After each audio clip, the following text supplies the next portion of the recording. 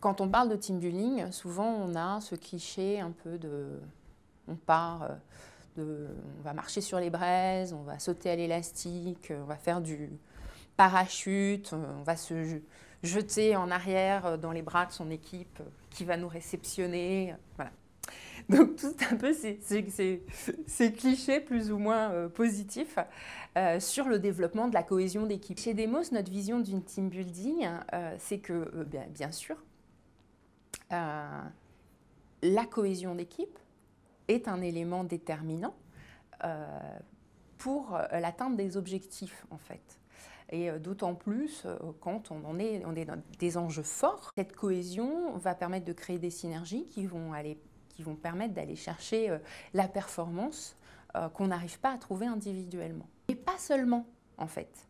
Le team building, c'est aussi, c'est plus largement toutes les conditions qui vont permettre à l'équipe d'atteindre ses objectifs. Et donc ces conditions, ça passe bien sûr par la cohésion de l'équipe, mais ça passe aussi par traiter les sujets opérationnels qui vont justement permettre à l'équipe d'atteindre les objectifs.